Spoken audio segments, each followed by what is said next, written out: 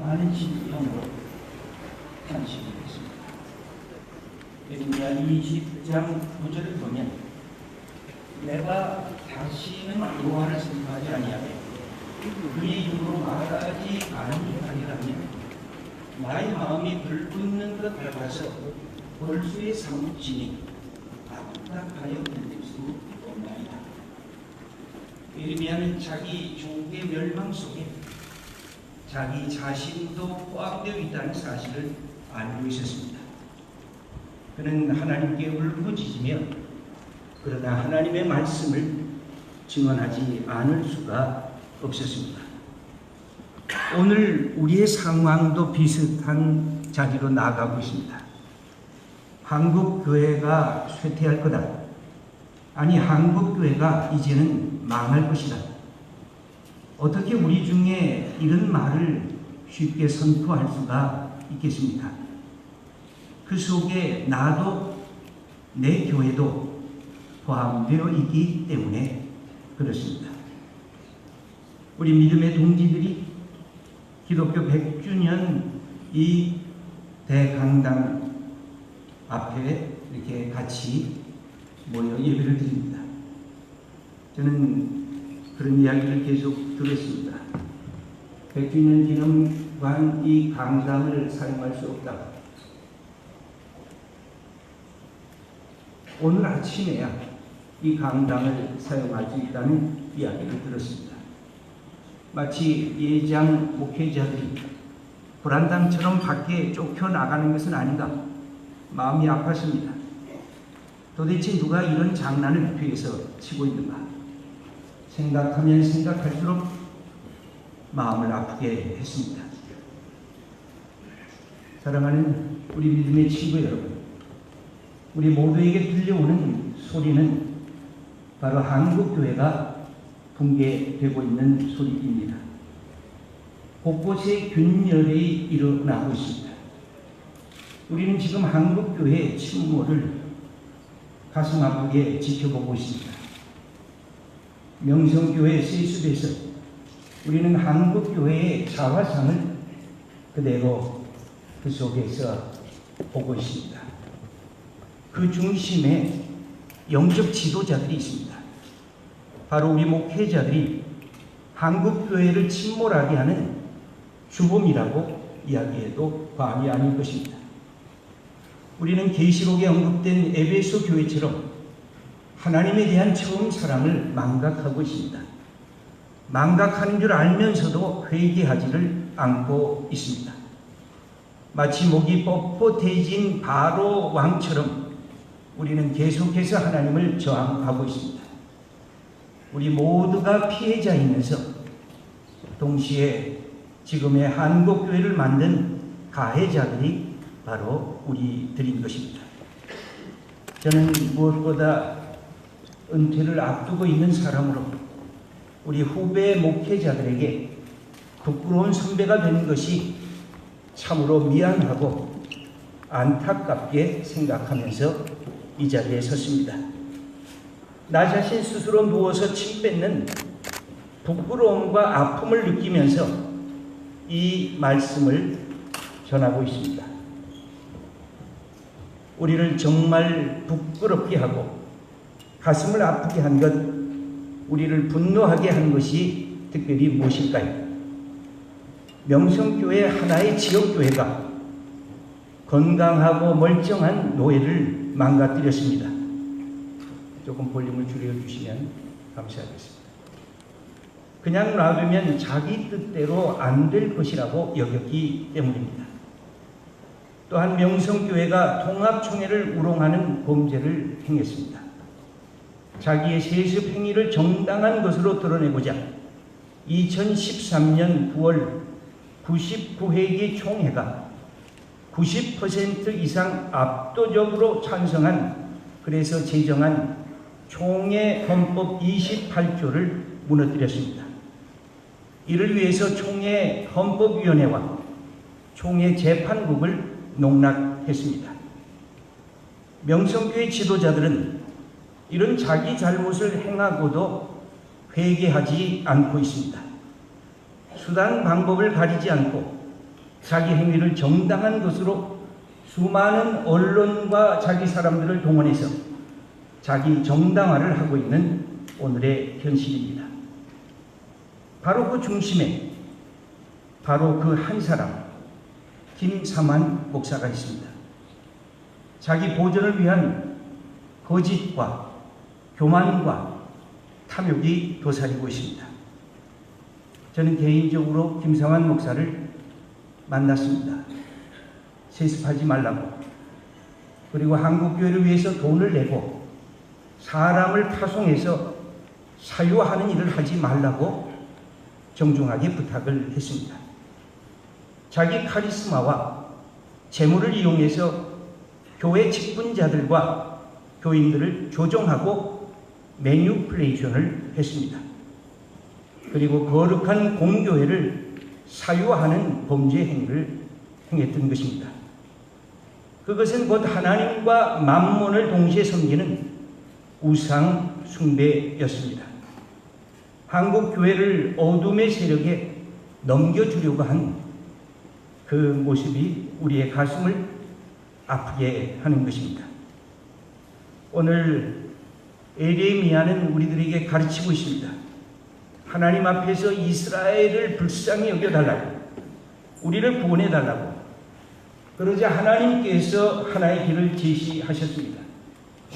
오늘 에레미야 5장 1절입니다. 너희는 예루살렘 거리로 빨리 다니며 그 넓은 거리에서 찾아보고 알라. 너희가 만일 정의를 행하며 진리를 구하는 자를 한 사람이라도 찾으면 내가 이 성읍을 용서하리라. 하나님의 탄식입니다. 내가 열심히 찾아봐라. 그러나 아마도 그런 사람을 못 찾을 거다.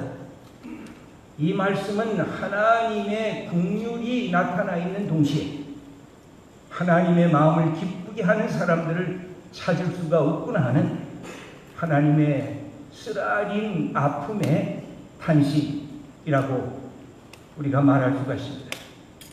우리는 잘 알고 있습니다. 아브라함이 소돔과 고모라를 위해서 기도할 때 이 도시에 의인 10명만 있으면 이 도시를 구원해 달라고 그렇게 하나님 앞에 요구했습니다. 오늘 그것보다 한 걸음 더 나간 것입니다. 아니, 한 명만 정직하고 정의를 행하고 진리를 구하는 사람, 그 한 사람만 있으면 하나님께서 친히 말씀하십니다. 내가 이 예루살렘을 파괴하고 멸망시키려고 하는 이 모든 것들을 내가 멈춰서고 예루살렘을 용서할 거다 말씀하십니다. 그런데 하나님은 또 탄식하십니다. 그런데 아마 없을 거다. 그 한 사람이 없어서 이 유다 백성, 이스라엘 백성은 저 바벨론의 수치스러운 포로의 길을 갔던 것을 우리는 잘 알고 있습니다. 성경은 한 사람의 소중함을 우리들에게 가르칩니다. 한 사람이 있음으로 생명을 만드는 사람이 있고 한 사람이 있음으로 죽임을 만드는 사람이 있다고 우리들에게 가르칩니다. 한 사람을 통해서 하나님의 공의와 정의가 세워지는 거 아니야. 한 사람을 통해서 거짓과 불의가 공동체를 파괴한다고 우리들에게 가르치고 있습니다. 바로가 강팍해질 때 애굽의 수많은 첫 아들들이 죽임을 당했습니다. 아간 한 사람의 범죄로 여호수아의 군대가 아이성 공략에 실패했던 것을 우리는 잘 알고 있습니다. 그러나 한 사람의 신앙과 순종이 공동체를 새롭게 했습니다. 아브라함의 한 사람이 신앙의 공동체를 만들었습니다. 엘리야 한 사람이 바알 선지자 450을 무찌르는 하나님의 승리의 역사를 허락해 주었습니다.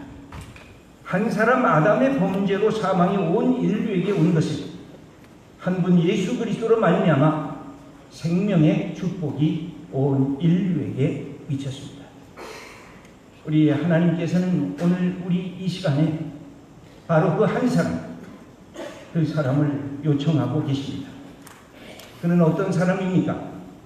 그는 공동체의 아픔을 제일 깊이 느끼고 먼저 깨닫고 경험하는 그런 사람입니다. 그는 세상 사람들의 절망과 탄식에 조롱하는 그것을 희망의 이야기로 바꾸놓는 그런 사람입니다. 그는 이 땅에 정의를 행하며 진리를 부하하는 하나님의 사람인 것입니다. 오늘 이 자리에 우리 예장 목회자들이 모였습니다.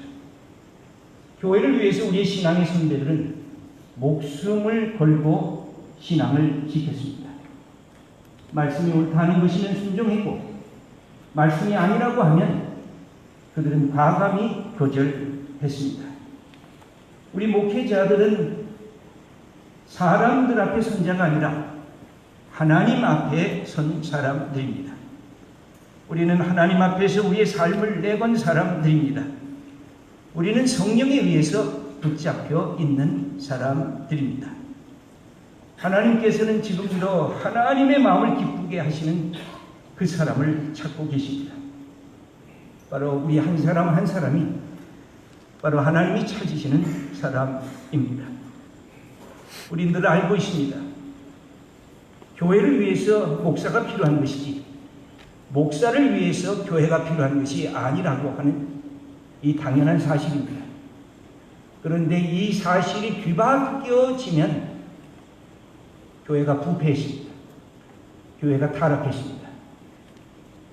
교권이 자기 욕심을 채우는 악한 교권이 되었습니다. 그리고 교회를 그리고 성도들을 자기 마음대로 매니플레이션 했습니다.